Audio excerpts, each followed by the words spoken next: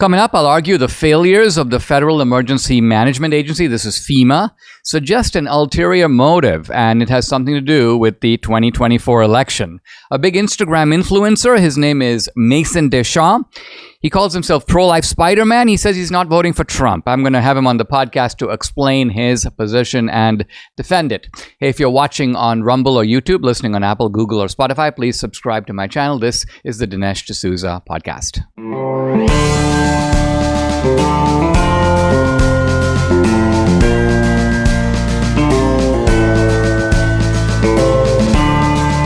America needs this voice. The times are crazy. In a time of confusion, division, and lies, we need a brave voice of reason, understanding, and truth. This is the Dinesh D'Souza podcast. Today is October 7th, and it is the anniversary of the October 7th attacks against Israel. We're still living with the aftermath of all that. It seems like that war has now escalated. I just saw a comment by Netanyahu talking about the fact that Israel is fighting, he says, on 7 fronts. And I don't know if I remember all the 7. One is obviously against Hamas in Gaza, against Hezbollah in the north, obviously against Hezbollah in Lebanon. That's number 3. Then the Houthis in Yemen. That's number 4. Then in Syria and some of the terrorist operations in Iraq. That's 5 and 6. And finally, against Iran directly, the Iran choreography of all these attacks. So this is a very important topic. I will be taking it up tomorrow. I have Joel Rosenberg as my guest, and he's based in Israel, an excellent analyst. So we'll pick it up for some further discussion tomorrow. I do want to mention that tomorrow also, this comes out, the book, Vindicating Trump. It's finally here. And so this is a great time to get it. If you order it, the books will be shipped out tomorrow. You'll get them shortly thereafter, so you can go to Amazon, Barnes & Noble.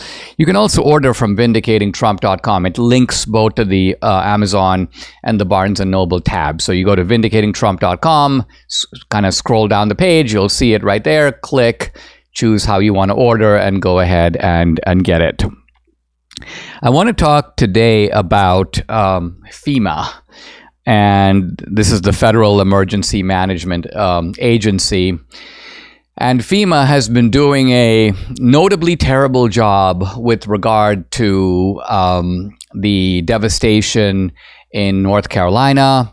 This is all in the aftermath of the Hurricane Helene. Now, just as we're discussing all that chaos, we have another hurricane that is making its way. Debbie's kind of my hurricane expert. She monitors hurricanes worldwide. I think she may even have a hurricane app, of course. But Hurricane Milton is gathering force. Apparently, it's hovering around the Yucatan, and it could very well strike Florida as a Category 4, which is a very powerful hurricane, and one that hasn't been seen at that force in many decades. So this is kind of scary because clearly there is a dearth of resources, there is a dearth of skills, a lack of an ability to handle one hurricane, let alone another one coming close on its heels. And the way that this has been handled so far, with perhaps worse to come, is in many ways worse than Katrina. But you'd never know that from the media coverage. The media coverage is the Biden administration is doing all it can. They're doing a good job. And moreover, there are even articles to the effect that criticism of FEMA is very dangerous because this is an agency that is doing its very best. Now, interestingly, someone on social media went back by simply saying, wait a minute, there was widespread criticism of FEMA under the Bush administration for Katrina, but apparently outlets like CNN are going back and scrubbing their articles that talk about the criticism of FEMA. In other words, they're saying criticism of FEMA is dangerous, but then they realize, oh, whoa, we ourselves criticized FEMA. Let's go back and remove those articles. So this is our media. The second point I want to stress is that there's been denial from the press secretary, KJP, and others that FEMA is diverting resources from aid to illegals. And as it turns out, FEMA has lots of money for illegals, but the argument coming from KJP is just this, that the money is in two different funds. So there's like a hurricane relief fund and there's like an illegals fund. And so sure, FEMA's spending money on illegals, but they're not spending out of the hurricane relief fund. I think the point to make here that's really notable is, first of all, you can just go on the FEMA website and you can see headline after headline. I'm just going to read a couple. 380 million in additional funding for communities receiving migrants. FEMA awards 110 million to the Emergency Food and Shelter Program to assist migrants. New York City to get 104.6 million for FEMA for asylum seekers. And on it goes. Somehow when it comes to illegals, they never run out of money. It's kind of like with Ukraine. You never have the government go, well, you know what? We gave it the office. That's it. We don't have any more. We tried to help, and that's about all the help we're going to give. No, there's always more. Same with illegals. But somehow, when it comes to rural North Carolina, not only is there no money, but apparently there is no help to be given in critical cases. There's a very shocking article in the New York Post focusing on a single town. This is Bat Cave, North Carolina. And apparently in order to get to all the damaged areas, you have to go through a sign that simply says road closed. And so FEMA has decided that they have to abandon all efforts because they cannot drive around the road closed sign. The road is closed. Sorry guys, we can't go ahead. Now, all kinds of private organizations, charities, churches are going into that area and helping people. But according to one of the residents of Bat Cave, North Carolina, quote, nobody's been bringing in supplies except civilians. And she goes on to say, all you have to do is drive around the road closed sign. I explained that to them, but they said they couldn't do it. And basically, the citizens of Bat Cave are now saying, you know, FEMA, we don't need you. Because coming in late after, it's kind of like coming to help the drowning guy after he's already gotten out of the water, the river, and is now clambering up on the bank, and he's already in safety, and here we are to help. Well, why weren't you there when we really needed you? So this is actually shocking incompetence. Now, there's something a little bit dark and insidious going on here, I think, that goes beyond incompetence. And I want to try to look at what that is. Let's remember the government.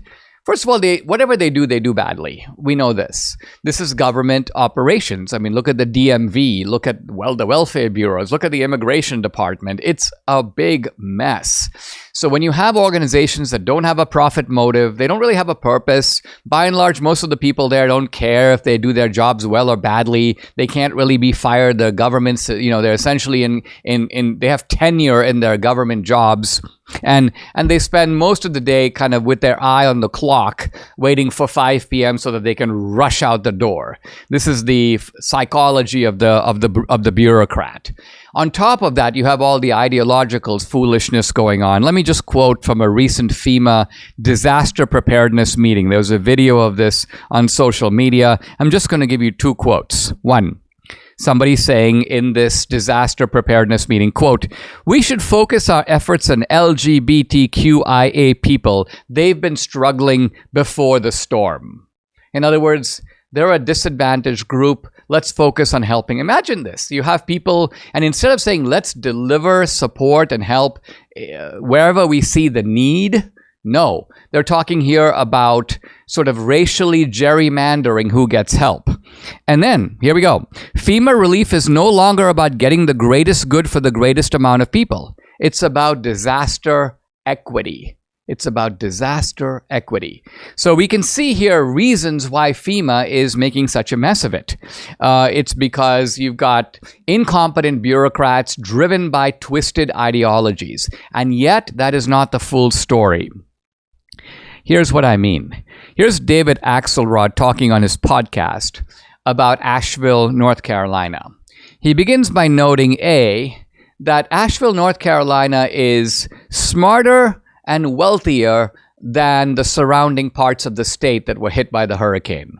He says because Asheville is smarter and wealthier, those voters will still show up for Kamala Harris. And so his point is the hurricane is going to help Kamala Harris. Why? Because Trump voters are likely to be so devastated that they are forced to stay home or they feel compelled to stay home. The Kamala voters will come out anyway because they're smarter and wealthier. And so here you begin to see a very malevolent motive for not trying to restore North Carolina back to a situation of normalcy. Why? Because North Carolina, even though it's a red state, I would call it a reddish state. Obama won that state in 2008. He might even have won it in 2012. I'm not sure simply from memory. But the point is North Carolina is unlikely for the Democrats to win, but Trump won it pretty narrowly in 2020. And so this could be part of a really devilish stratagem, a devilish schema by FEMA, if I can use a sort of pun here, to suppress the Republican vote in North Carolina. I know that it seems degraded to think of our politics this way, but is there any other way to think about it these days? I don't think so. These institutions, from the CDC to the NIH to now FEMA, have earned our distrust. And so thinking about things this way, looking, for example, at the lowest possible motive, is nothing more, nothing short of a certain kind of political realism. You need to order from Balance of Nature, but hang on until you hear what I have to say. If you go to balanceofnature.com to buy their popular fruit and veggie supplements, that's this, fruit and veggies in a capsule, a discount offer may pop up. It may say 20 or 25% off your first order, but wait, don't click that, because if you use my promo code, you'll get 35% off your first order plus free shipping. So the promo code is America. Use the code and save big. Here's another bonus. Balance of Nature has a risk-free money-back guarantee, so go ahead, find out for yourself what I already know. There's no other product out there like Balance of Nature when it comes to fruit and veggie supplements. Whether you order online or call direct, you got to use promo code America to get the special offer, 35% off plus free shipping. Here's the number to call, 800-246-8751. Again, 800-246-8751, or go to balanceofnature.com. When you use discount code America, you get it all, 35% off and free shipping. Grand Canyon University, a private Christian university in beautiful Phoenix, Arizona, believes that we're endowed by our Creator with certain unalienable rights to life, liberty, and the pursuit of happiness. GCU believes in equal opportunity, and the American dream starts with purpose. GCU equips you to serve others in ways that promote human flourishing and create a ripple effect of transformation for generations to come. By honoring your career calling, you impact your family, your friends, and your community. Change the world for good by putting others before yourself to glorify God. Whether your pursuit involves a bachelor's, master's, or doctoral degree, GCU's online, on-campus, and hybrid learning environments are designed to help you achieve your unique academic, personal, and professional goals. With 350 academic programs as of June 2024, GCU meets you where you are and provides a path to help you fulfill your dreams. The pursuit to serve others is yours. Let it flourish. Find your purpose at Grand Canyon University. Private, Christian, affordable. Visit gcu.edu. Guys, I'm delighted to welcome to the podcast a new guest. He is pro-life Spider-Man. Well, actually, he's Mason Deschamps, but his handle on Instagram, pro-life Spider-Man. In fact, you can follow him on X pro-life Spider. This is a guy who climbs skyscrapers to raise money for women in crisis pregnancies. He's the founder of the anti-abortion front, antiabortionfront.org. He's also a Turning Point USA ambassador. And we're talking here today about the pro-life issue and voting for Trump. Mason, welcome to the podcast. Thank you for joining me. I really appreciate it.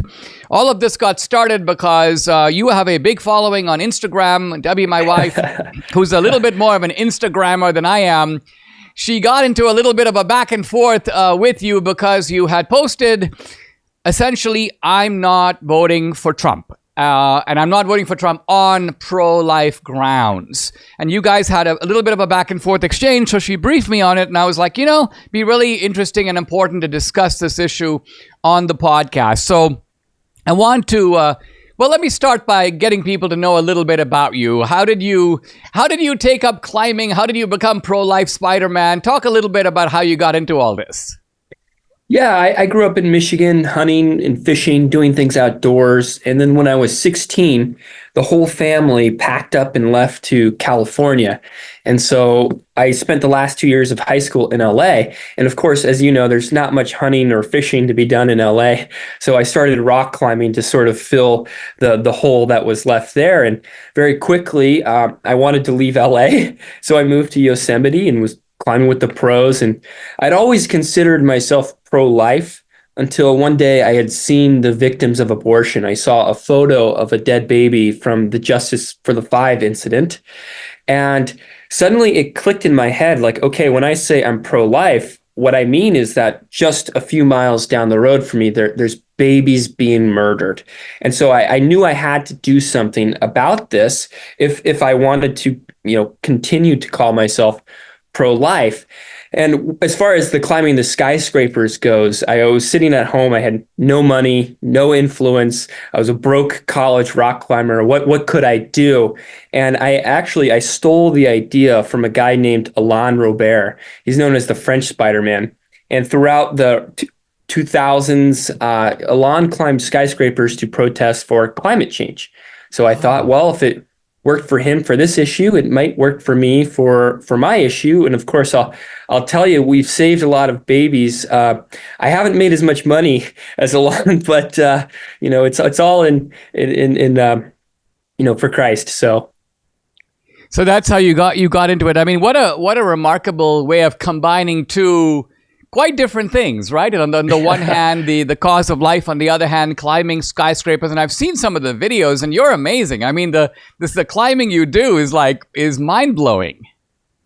Well, thank you. Yeah, that's the funny thing is that climbing skyscrapers has nothing to do with the pro-life movement, but it builds the platform so that I can share and express, the issue and raise awareness for the issue and come on shows like yours. All right, let's talk about this issue of because I totally understand you're doing the pro-life activism, you're raising money for pregnancy centers. I mean, nothing could be more commendable because you're putting your talent, and an unusual talent in this case, to work to channel resources to people who really need it. And of course, the pro-life pregnancy centers are offering a practical alternative to abortion. So all of this is amazing. We obviously have only praise for you on this score. But let's look at the broader political issue. So I'm going to let you start because I want you to talk about what brought you to the decision. First of all, were you always opposed to Trump, or did you sort of decide I'm for Trump, but I'm no longer for Trump? Or explain a little bit your position. How did you come to this declaration, I'm not voting for Trump? Yeah, so in 2016, I couldn't vote, so I supported Trump, from my cell phone and Instagram, of course. But in 2020, I voted for Trump. I was very excited to, and up until this summer, I was very excited to vote for Trump another time. But there were some events that happened in the last 6 months that changed my mind.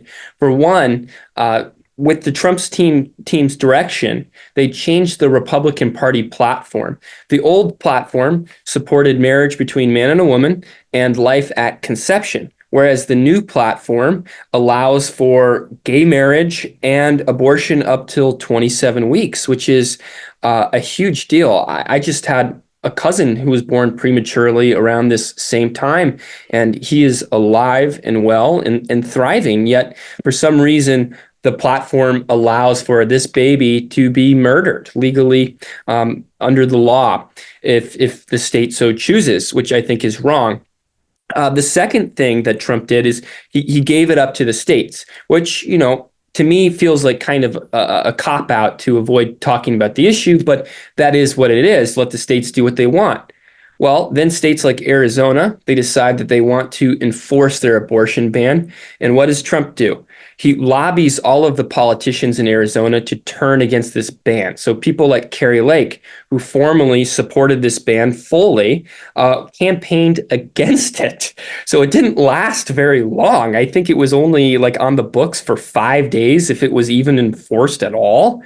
That's a huge deal. I mean, if you're going to say give it up to the states, well, give it up to the states and don't meddle in it. And then the last thing that Trump did, and this to me is really one of the most important ones that I think the Republican Party is completely missing. Trump came out in support of federal funded IVF, which if we look at IVF and what it does, it destroys life.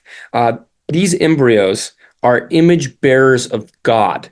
Life begins at conception. And because of IVF, I think it was as of 2016, we had 1.5 million embryos frozen in freezers. Not to mention the embryos that are strictly thrown out because they might have Down syndrome, or the gay couple that's doing surrogacy doesn't like the colors of their eyes. I mean, this is a full-blown act of eugenics that we need to stand against, not to mention federal funded. That's a socialist entitlement program. And I just know that once these programs get into place, that there's no getting them out. I mean, we've seen this with welfare, Social Security. These are really hard to get rid of. And the last thing I'd like to see is a socialist eugenics entitlement program. Those are my issues. That's what made me turn away.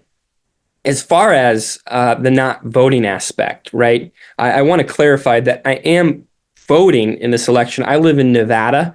And so here in Nevada, we have question 6 on the ballot, which will legalize abortion till the day of birth.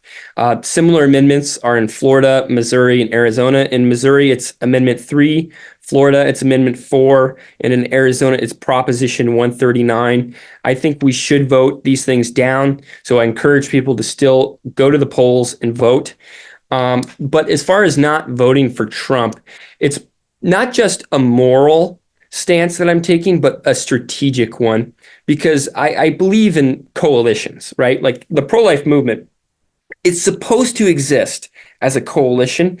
And what does a coalition do? Well, it leverages the collective voting power to influence the politicians and the policies. So we see with Trump that he's very transactional, which I'm okay with. It kind of scares me just how transactional he is. If he says he's going to do something, he's going to do it. And it scares me because of the federal funded IVF. But I know that if he makes promises to the pro-life movement, that he will carry those out. But the only way that we're going to get these promises is if we put the pressure on him. If we tell him flat out that we're going to vote for you no matter what, because you are the lesser of two evils, he has no reason to appeal to us, right? In fact, he only has the reason to appeal more to the left because he already has our votes. This is why you see him supporting things like federal funded IVF and, coming out in support of abortion and all these other ways. Whereas if we put the pressure on him, you see the tone start to flip. So my first statement I made, I forget which date I had made it, but me, Lila, and some other pro-lifers had come out against Trump. And within 24 hours, he started backpedaling. We changed the entire headline, and Trump came out, thankfully, against Amendment 4 in Florida, which I think was a huge deal. But there's no reason why he can't come out against all of these abortion amendments. And there's certainly no reason why he can't take back his statements on federal funded IVF. And really, if you vote for the lesser of two evils, and that's all you're ever going to get, right? You're only going to get the lesser of two evils. And guys like me who don't have much money, I can't spend millions of dollars like the abortion industry can to lobby these politicians. But what I can do is I can make my voice be heard. And I can tell these guys, until you start appealing to me, I will not vote for you, because my vote isn't something that's given away. It's something that's earned, which I think is a very, very important concept that people need to grasp. We don't have to give our votes away. We don't. Our power sometimes is in abstaining from playing a part in what's happening. Now, do I want Kamala to win? Absolutely not. I don't like Kamala. I think she is the devil. However, one of my favorite quotes, it's from Stonewall Jackson, who was a very, very staunch Presbyterian man. He said, "The duty is ours, the consequences are God's." And obviously, it's a quote I've lived by, but I think that's a concept that we need to grasp, that sometimes standing firm in our values means that there's consequences. Plain and simple. The Bible, it doesn't say that our lives are going to get easy when we start following Christ. It says the opposite. It says we will endure hardships as good soldiers of Christ. And I don't want to see our nation fall under the judgment of Kamala. But if that happens, it won't be at fault of me for standing up for these children. It will be at fault of people like Donald Trump, who couldn't appeal to me. Let's take a pause. We'll be right back with Mason Deschamps to talk about this further. FDNY firefighter Daniel Foley assisted in rescue and recovery efforts at Ground Zero, but Daniel couldn't have known that his heroism would cost him his life more than 18 years later. His death, like so many others, resulted from 9/11 related illnesses caused by the toxic dust that formed when the Twin Towers collapsed. Victims and first responders are still suffering and dying from 9/11, and yet children in this nation are growing up unaware of America's darkest day. So the Tunnel to Towers 9/11 Institute is helping educators teach children about 9/11. Tunnel to Towers 9/11 curriculum units have scripted lessons, background for teachers, activities for students. They're based on first-person accounts designed to meet academic standards. The 9/11 Institute offers the Discovering Heroes book series, a speakers bureau, a mobile exhibit with 9/11 artifacts, and memorial scholarships for the children of the Foundation's program recipients. Help our nation keep its promise to never forget. How can you help? Donate $11 a month to Tunnel to Towers at T2T.org. T, the number 2, T.org. Are you feeling overwhelmed by the increasing cost of health insurance? Have you had enough of not having control over your healthcare dollars? Introducing Share Right. It's healthcare done the right way. At Share Right, you're not just a number, you're part of a caring community. Forget about paying excessive premiums. With Share Right, you stand to save 30 to 50% compared to health insurance. Think about what you could do with all those savings. But it's more than just savings. Share Right ensures you have access to the care you deserve precisely when you need it, from routine checkups to unexpected emergencies. With Share Right, your healthcare is their top priority. Empower yourself today by taking control of your healthcare costs. Visit shareright.org/Dinesh to learn more. See how much you can save. Visit shareright.org/Dinesh. That's shareright.org/Dinesh for healthcare done the right way. I'm back with Mason Deschamps, pro-life activist, actually pro-life Spider-Man. Follow him on X, pro-life Spider, the website antiabortionfront.org. So Mason, what I want to do is I want to sort of assume, if you will, the voice of Donald Trump and make a sort of justification for why Trump, which is to say I, am operating in this way. And I'd like to have you reflect on it, okay, and respond to it. So I would say, number one, it was the goal of the pro-life movement for 50 years to overturn Roe versus Wade and send the issue back to the states. This was not something Trump came up with. This is something the pro-life movement came up with, and they're like, this is what we're fighting for. The pro-life movement didn't say, we consider this a procedural irregularity. We don't really want to send it back to the states because we don't think we can win in the states. We want to go for overturning Roe and giving all the power to the central government. The pro-life movement pushed for the overturning of Roe and the return of the sort of status quo ante, the way things used to be, which is the states decided. And this was a goal that Reagan failed to deliver. Bush, who was a devout Christian, failed to deliver. George W. Bush failed to deliver. And then along comes Trump, maybe the most unlikely character. And he, or maybe I should say I, since I'm speaking in Trump's voice, I delivered. I delivered what you wanted, right? And I delivered a result that seems very consistent with a democratic society, because we obviously have people in different parts of the country that have different views of the abortion issue, right? Some states are obviously more conservative. You're talking to me in Texas. We basically outlawed abortion in Texas. That reflects the sentiments of the people in Texas. And so you have a moral principle, but in our system of government, a moral principle has to be supported by the consent of the governed. Otherwise, it's very difficult to have a moral law in any democratic society because you'd have to impose it dictatorially. In other words, if the sentiments of the people aren't with it, you have to force them. Now, there are states that are, that are pro-life. There are states that seem to be vehemently abortion for 9 months. I'm thinking here of New York and California. And then you've got a bunch of states in the middle, like Arizona and Florida, states that are conservative and probably willing to impose some restrictions on abortion, but maybe not go all the distance that you and I would want to go, right? So continuing in the Trumpian mode, I say, all right, so what I would expect now is there to be 50 state arguments going on about abortion. And this is where the pro-life movement really has its work cut out for it and a clear-cut mission of its own choosing. Namely, let's get out there in Florida, let's get out there in Kansas, let's get out there in Texas, and let's try to convince the people that what you see right here is a full-blown human being. And we have new technologies to do that we didn't have before.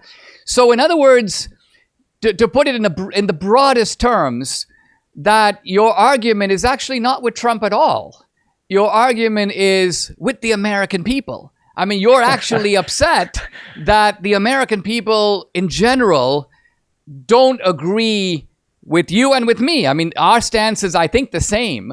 But the American people are sort of all over the place on this. And then sort of the way Debbie looks at it, the pro-life movement has succeeded in a way by overturning Roe, but has not succeeded in being able to make the case to enough of the American people where they understand that what is going on here is nothing less than homicide. I mean, the Democrats' rhetoric about this being healthcare would be laughable if people did realize that, right? This would be like calling slavery some kind of a human resources problem. You can't say that anymore because people will be like, what are you talking about? You're talking about owning human beings. So people get it with regard to slavery. They seemingly don't get it, or enough of them don't, with regard to abortion. So where does that leave you? Because it's to me, in some ways, it's not even really about Trump. What you're dealing with is a moral principle that is clear as day for you and me, but for various reasons, you've got people across this country who are looking at it and going, I don't see it. How do we get through to those people? Yeah, so I agree with you that the pro-life movement has failed. And that's one of the reasons why I started my own organization, the Anti-Abortion Front, is watching organizations like the Susan B. Anthony Group, who flat out endorsed this Republican Party platform change. I entirely disagree with that. I think we've been failing for 50 years. And it's funny because some people will come up to me and they say, you should listen to what we have to say. We've been doing this for 50 years. And it'd be the same as if I, as a carpenter, was said, I've been building stairs for 50 years. And then I showed you my portfolio of stairs and they were all rickety and falling apart. So I agree with you that the pro-life movement is failing, but that doesn't change the principle that abortion is murder. And for me and many other pro-lifers on the inside, I will say that overturning Roe was a procedural statement, and we do see abortion the same as slavery in the sense that it needs to be a federal issue, that life begins at conception. If we have life, liberty, and pursuit of happiness, what does liberty and pursuit of happiness matter without life? And as far as the whim of the people, there's a difference between morality and ethics. Morality is descriptive. It changes with time, the way the wind blows. For instance, if you're against gay marriage today, you are an evil hater, hateful man. Whereas 20 years ago, you had Obama, Hillary Clinton, who were standing against gay marriage as well. That's morals. Ethics are normative, meaning they never change. So we have to look at these ethical issues. Chattel slavery was always bad, regardless of how many people supported it. And in America, the law is a teacher. Like, politics are downstream of culture, but the law as well is a teacher. And slavery is the perfect example. There was a Monday in America where you could own a slave, and the following Monday where you could not. And between those two Mondays, it wasn't hearts and minds that changed. It was the law. Plain and simple. So we have to establish that fact that regardless of the whims of the people, we cannot fall under the tyranny of the majority. This is why our founding fathers were very against democracy, as most liberals see our government today. That's why we have a republic, was for that same reason. As far as Trump's stance in overturning Roe, I thank him for putting these conservative justices in office. But if you look at Trump's position on abortion, you see that it's actually more radical than the limitations that were set during Roe v. Wade. Roe v. Wade had the cutoff of, and this was because of following court cases, but we had the cutoff of 24 weeks. Trump's stance and the stance of the GOP right now is at 27 weeks, which is way more radical than what Roe even was. And you're watching these states like California, New York, Vermont, Michigan, Ohio, the list goes on and on and on, support abortion up to the day of birth, even for minors without parental consent. And I think something needs to be done about that, whether the public agrees or not. That's the difference between a courageous leader and one who's not courageous, is that they do the things that are sometimes unpopular but need to be done. Let me answer that, and then we'll take a pause right after I'm done, and I'll have you pick it up in our third and final segment. And let me do it by raising the exact example that you raised, which is the precedent of slavery. In the slavery debate, there were abolitionists who were taking basically your position, which is slavery is always and everywhere wrong. It doesn't matter if it's allowed by the law. It's against the higher law. It's against the moral law. As you say, this is morality over ethics. But this was actually not Abraham Lincoln's position, and it was not the position of the Republican Party either. In fact, Abraham Lincoln denied he was an abolitionist and distanced himself from the abolitionists. Now, why did he do that? He actually agreed with their position. He agreed that it would be a good thing in America for slavery to be ended, but he also realized that the abolitionist way of going about it was destined to fail. Why was it destined to fail? Because the vast majority of the American people didn't agree with it. And so, despite the wisdom of their position, it was unsupported by public consent. And Lincoln realized that in a constitutional democracy, there's no other way other than through public consent to get elected, let alone to get anything done. And so, for example, Lincoln agreed that where slavery had been allowed to exist in the states, think about this, there was slavery in all the southern states, and Lincoln said, I'm okay with leaving it there. I'm not going to remove it. I'm only going to stop the extension of slavery into the new territories. Now, the abolitionists were furious with Lincoln. They said they wouldn't vote for Lincoln. But what I'm getting at is that Lincoln recognized that you can't change things if you don't win the 1860 election.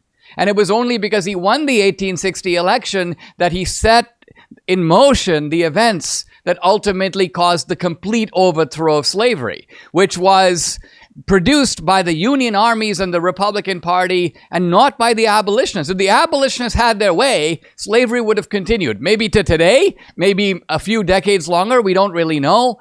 So I guess the point I'm trying to make is that it's one thing to say, I am against slavery. It's a whole other thing to say, I am going to vote down the guy. Imagine if someone took your position with Lincoln. I refuse to support Abraham Lincoln because even though I realize that this might result in Stephen Douglas becoming the president, the Confederacy winning the election, extending slavery into the new territories, I'm okay with that because I want to take God's position in this debate, and I know what that is. So hang on, Mason. I know you have something to say, and I want you to say it. Let's just take a quick pause. Think about your answer. When we come back, the floor is yours. I'll be right back with Mason D'Souza. We're talking about pro-life and Trump. Mike Lindell has a heart of gold. Mike and MyPillow love giving back to those in need. They sent a truckload of 14,000 MyPillows to those impacted by Hurricane Helene. But even though he loves to give back, a large retail store just canceled a huge order that had already left their warehouse. So besides giving to those in need, Mike wants to pass the savings on to you directly. For the first time ever, you can get a standard classic MyPillow for wholesale prices, just $14.88. Wow. But it gets better. For a limited time, they're offering their entire classic collection at wholesale prices. Get queen-sized MyPillows for just $18.88. Upgrade to a king for only $1 more. Get the body pillows for $29.88 and multi-use MyPillows for only $9.88. Go to MyPillow.com, use promo code Dinesh, or you can call 800-876-0227. The number again, 800-876-0227. Take advantage of wholesale pricing for the first time ever. On top of that, receive free shipping on orders over $75. MyPillow has never offered deals this low before. There are limited quantities at this price, so the limit is 10, and once they're gone, they're gone. Go to MyPillow.com or again, call the number 800-876-0227. Don't forget to use the promo code. It's DINESH, Dinesh. I'm back with Mason D'Souza. We're talking about pro-life and slavery and Trump. And Mason, the floor is yours. Yeah, so you made the argument about Lincoln and abolitionists versus the sort of incrementalism. And we have these same debates within the pro-life movement today. There's a group of people called abolitionists who want to ban abortion outright. And then there's the people who are incrementalists who want to ban abortion, and they think it can be done with these incremental measures. And I'm an incrementalist. I'm going to be flat out with you, Dinesh. I am an incrementalist. And what concerns me is that a lot of the pro-life movement and the GOP accuse me of being an abolitionist because I question, what are they? If they think I'm an abolitionist, what are they? And you made the point of, Lincoln taking these measures to basically cut back on slavery and not allowing its extension into the territories. And that's essentially what I'm arguing, is that we can't allow the extension of abortion. And right now you're watching Trump not just allow the extension, but campaign for it. I mean, federal funded IVF, destroying image bearers of God. He was campaigning against the abortion ban in Arizona. I have a video of Carrie Lake one day saying that, I support this abortion ban. And then, of course, once, back-end phone calls were made, the next day she's coming out against this abortion ban alongside Donald Trump, who was spearheading this. And so I agree with you. I'm an incrementalist. But when we draw a line in the sand and we tell people, do not go past this line, we're not a real movement unless we put pressure on the ones who go past that line. And that's what we're watching right now. I mean, But I mean, what is the line? Let's look at the case of Arizona. As I understand it, and you correct me if I'm wrong, that when the court overturned Roe, right? Essentially, you have to ask, well, now what, right? What's the law in Arizona? As it turned out, in Arizona, there was a law, I think dating back to 1897, which was a flat-out abortion ban. Obviously, the law passed over 125 years ago. And so the question was... They were smarter back then. Yeah, they might have been smarter back then. However, I think you would agree that taking a 125-year-old... Let's say we took the 125-year-old laws against... Let's just say adultery, sodomy, right? And the problem we have here is, what if we are in an environment, admittedly an environment created by Roe, in which we have seen a cultural slide. We have seen a cultural, admittedly, degradation. People have become more habituated to abortion. Why? Because it's been allowed in all 50 states, quite honestly, for all 9 months. And that, as you know, is pretty much the Kamala Harris position. In fact, Kamala Harris wants to pass a federal law that would legalize abortion for all 9 months. And so in a state like Texas, where we have no abortions, we would essentially go back to an unrestricted abortion atmosphere. So that's my concern, is that while I recognize that there's going to be debates in lots of different places over where to draw that line, at least we're talking about drawing a line. And we have a very good line in this state. Whereas if you vote against Trump, and let's say all your followers follow you, let's say the entire pro-life movement takes your position and votes against Trump, there's a good chance he would lose. I mean, I think it's fair to say that this is going to be probably a pretty close election. And so if members of our coalition withhold support, by the way, notice that this rarely happens on the other side, right? You never see an activist group on the left go, hey, listen, we're going to pull out the climate people. Kamala Harris is not taking up our cause enough.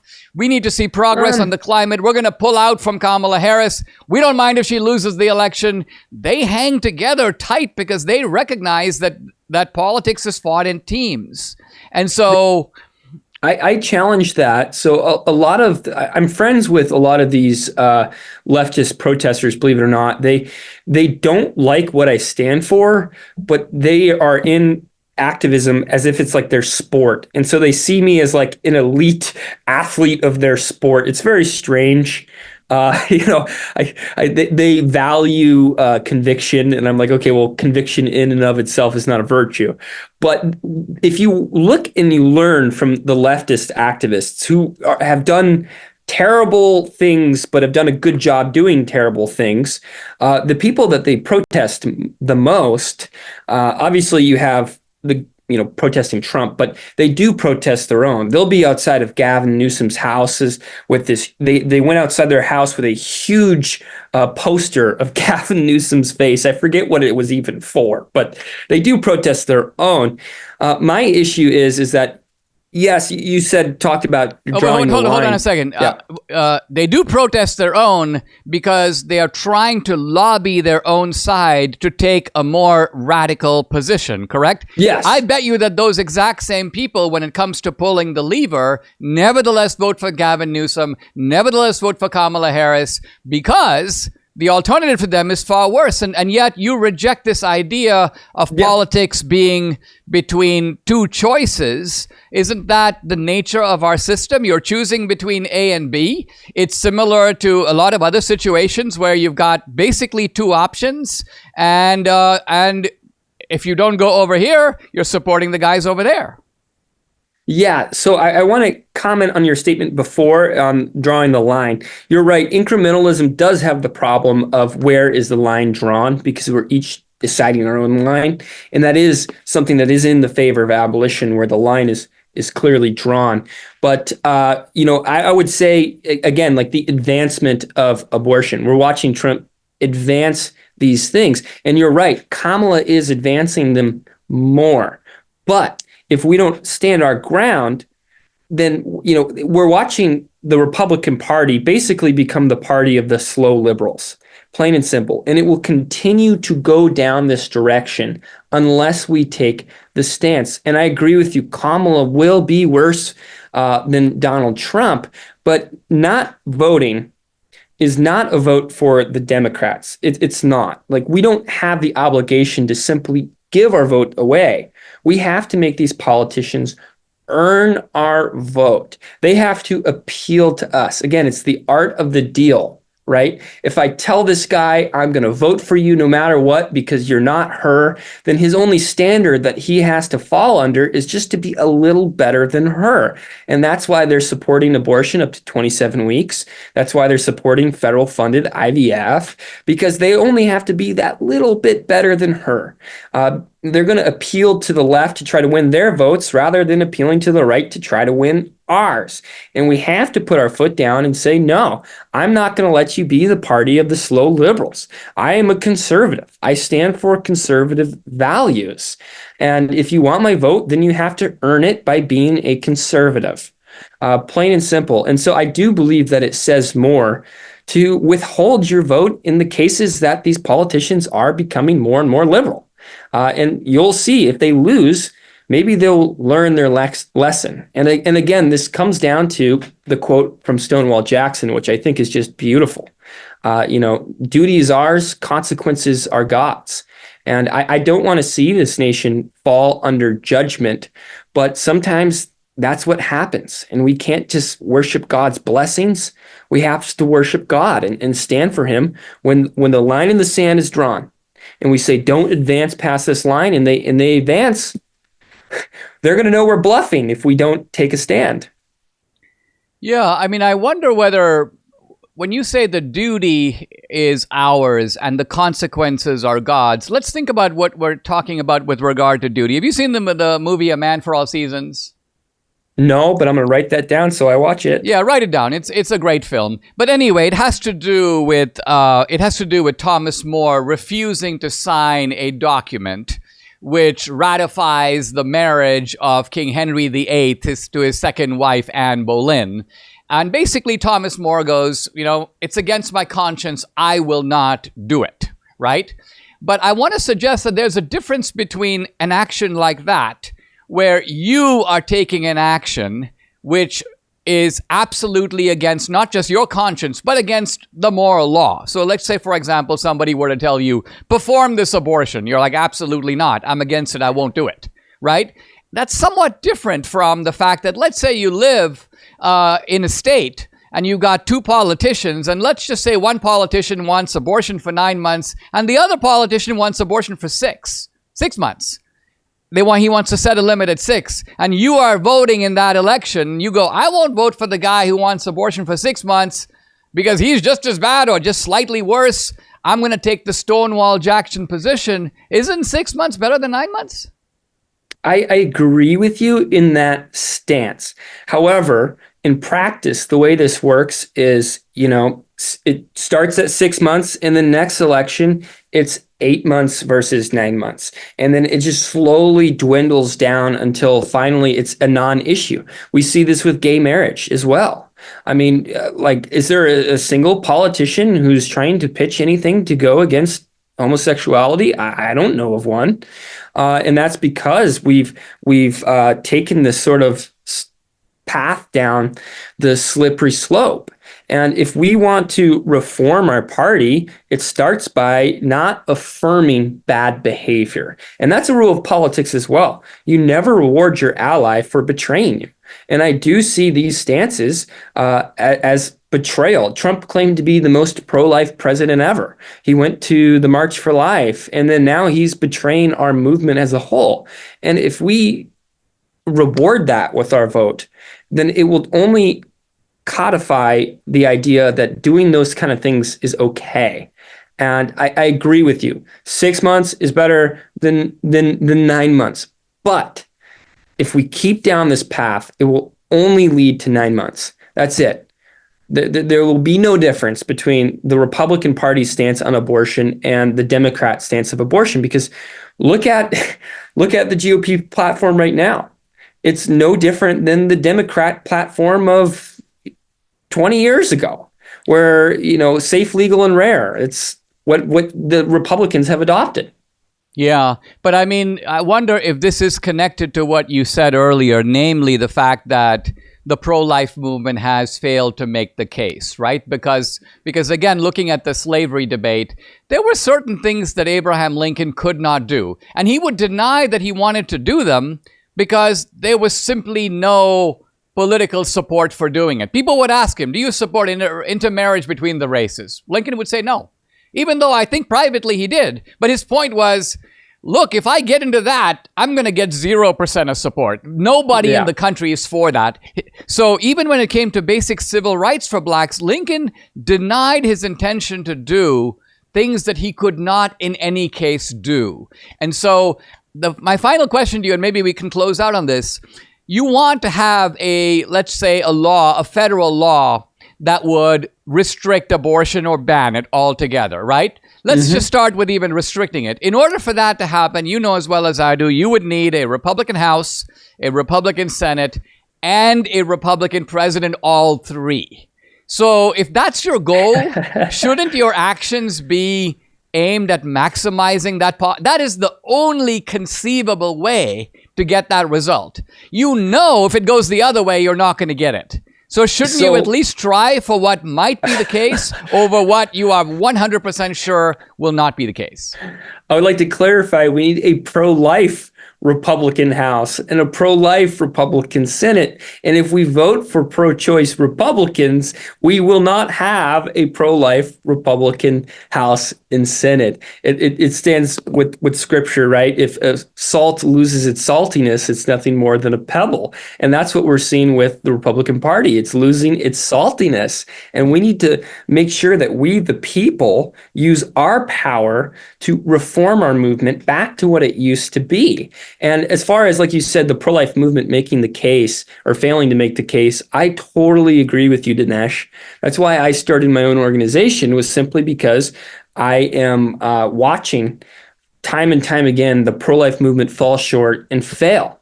And that's exactly why I'm taking my stand, is simply because it's a stand that needs to be taken. But yeah, until we start holding our politicians accountable with our vote, because how else do we hold them accountable if not with our vote?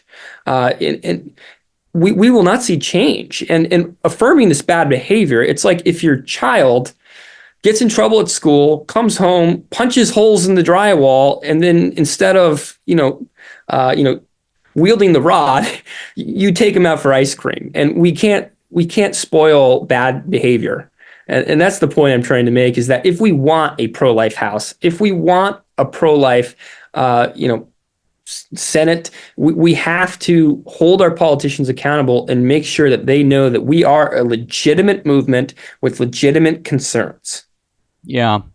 Well, my concern is actually not even so much for Trump. It is that the pro-life movement, if it were to take your stance, will become politically completely homeless.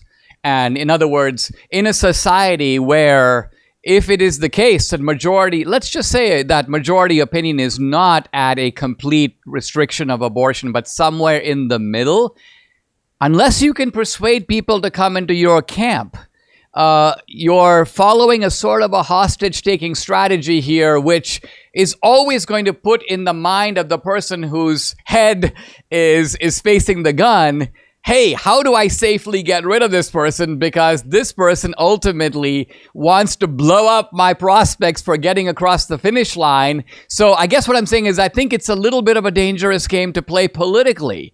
But in any event, guys, we won't resolve it today. I've been talking, guys, to Mason Deschamps, Pro-Life Spider-Man. Follow him on X at Pro-Life Spider. The website, antiabortionfront.org. Mason, I've enjoyed chatting with you, and this has been very interesting. Thank you. Thank you. Subscribe to the Dinesh D'Souza podcast on Apple, Google, and Spotify, or watch on Rumble, YouTube, and SalemNow.com.